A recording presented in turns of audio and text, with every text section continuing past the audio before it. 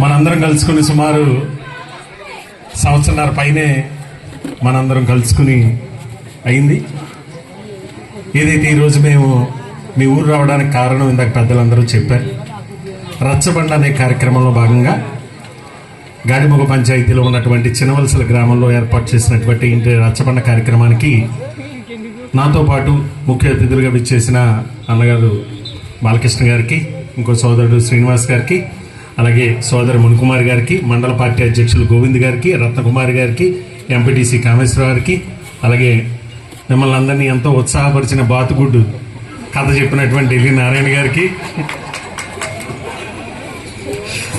అలాగే సంతోష్ గారికి, అలాగే పోలికూరు సర్పంచ్ నూకరాజు గారికి, గ్రామ కమిటీ అధ్యక్షుడు నూకరాజు గారికి, అలాగే మీ అందరి అభిమాన నాయకులు అంజుబాబు గారికి, ఈ టీం అందరికీ, వేదిక మీద ఉన్న ఇతర గ్రామాల నుంచి విచ్చేసిన ప్రతి ఒక్కరికి కూడా పేరు పేరున స్వాగతం తెలియజేసుకుంటూ, ముఖ్యంగా మన గ్రామస్తులందరికీ, నా అన్నదమ్ములందరికీ, నా అక్క చెల్లెళ్ళందరికీ కూడా ముందుగా హృదయపూర్వక నమస్కారం. చాలా సంతోషం మిమ్మల్ని అందరినీ నేను కలుసుకోవడం. చాలా సందర్భాల్లో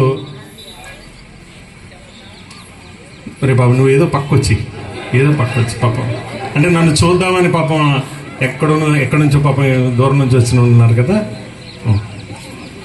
చాలా సందర్భాల్లో మాకు ఎలా అనిపిస్తుంది అంటే ఈ రాజకీయాలు మనకు అవసరమా అని అనిపిస్తుంది ఒక్కొక్క సందర్భంలో.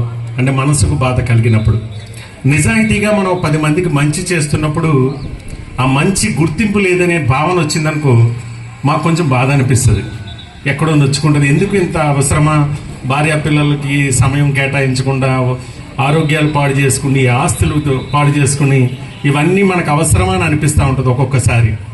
కానీ ఒక్కొక్కసారి మిమ్మల్ని అందరినీ చూసినప్పుడు దేవుడు ఇంతమంది కుటుంబాన్ని,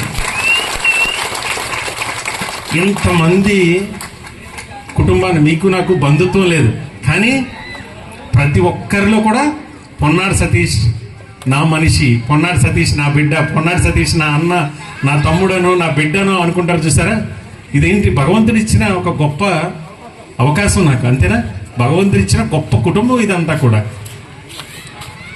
నేను 3 సందర్భాల్లో రాజకీయాల నుంచి వదిలి వెళ్ళిపోదాం అనుకున్నాను. నేను వాస్తవంగా యథార్థంగా అమ్మ సాక్షిగా చెప్తున్నాను. నేను ఒకటి, నా బిడ్డకు యాక్సిడెంట్ అయినప్పుడు ఏంటి భగవంతుడా ఇన్ని వేల మందికి నా చేతుల మీదుగా మంచి చేస్తున్నానే, నాకెందుకు ఇది జరిగింది అని చెప్పి.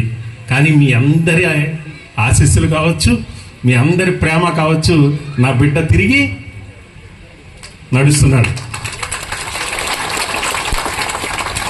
అయిపోయింది, అది మళ్ళీ కొనసాగుతూ వచ్చారు. మన ఇల్లు అంటించేశారు. నేను నా భార్య ఇంట్లో ఉండగా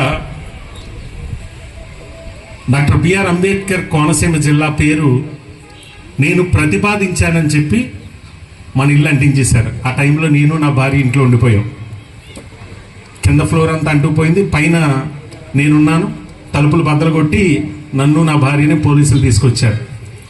అప్పుడు నా భార్య అన్న మాట ఏంటంటే, మనకి ఈ పరిస్థితి ఎందుకు, అసలు ప్రజలకు మంచి చేస్తూ ఉన్నాం, ఎవరు అడిగితే వాళ్ళకి సాయం చేస్తూ ఉన్నాం, ఇవాళ మన ప్రాణం మీదకి ఎందుకు తెచ్చుకున్నాం, మనకు అవసరమా ఇది, వద్దు, ఇంక మనకి రాజకీయాలు వద్దు అని అనుకున్నాం. అమ్మ కూడా అంది, నీకు ఎందుకు వచ్చింది బాధ, ఎందుకు వచ్చింది, వద్దు, వదిలేద్దాం మనం. ఎందుకంటే నా భార్య నేను బాత్రూంలో దాక్కున్నాం. 500 మంది రాళ్లతో మన ఇంటి మీద దాడి చేసి పెట్రోల్ పోసి ఇల్లు ఎంటించేస్తే 2వ అంతస్తులో మేము బాత్రూంలో దాక్కున్న పరిస్థితి. ఈ పరిస్థితి మనకు అవసరమా, ఎందుకు వచ్చింది, వద్దు అని అనుకున్నాం. కానీ మీరు చూపించే ప్రేమ, మీరు చూపించే అభిమానం నన్ను ప్రాణంతో మళ్ళీ నిలబెట్టింది. మళ్ళీ కొనసాగుతూ వచ్చాను నేను రాజకీయాల్లో. 3వది మొన్న ఎలక్షన్ విషయంలో చాలా బాధ అనిపించింది. నేను ఏ సందర్భంలోని కూడా మనం ఓటమి చెందుతామని అనుకోలేదు. ఎందుకనంటే మనం చేయగలిగిన మంచి చేసాం, ఎవ్వరికీ కూడా వద్దు లేదు అనే మాట లేకుండా చేశాను నేను.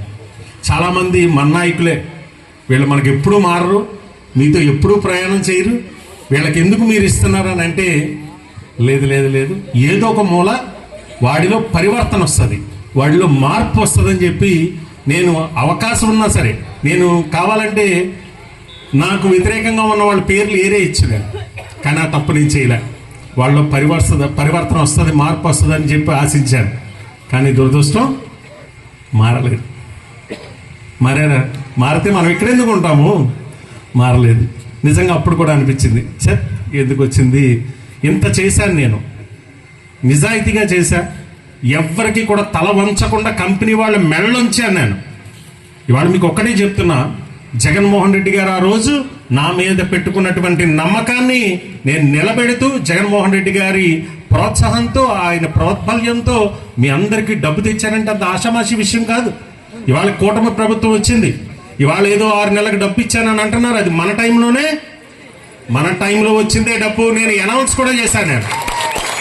నేను ఆ రోజు ఆఖరి మీటింగ్లో మళ్ళీ జగన్మోహన్ రెడ్డి గారు ముఖ్యమంత్రి అవుతారు, పలానా జూలై నెలలో మీకు మళ్ళీ ఇంకొక వాయిదా ఇస్తానని చెప్పి నేను చెప్పాను. అది ఆఖరి వాయిదా కూడా కాదని చెప్పాను, నేను మళ్ళీ ఇంకొక వాయిదా ఇస్తానని కూడా చెప్పాను. కానీ కూటమి ప్రభుత్వం వచ్చాక 6 నెలల మాట అలా ఉంచు, దాంట్లో మళ్ళీ ఒక 15 రోజులు కోతేసి 5 నెలల 14 రోజులకి డబ్బేసి చేతులు దులిపేసుకున్నారు.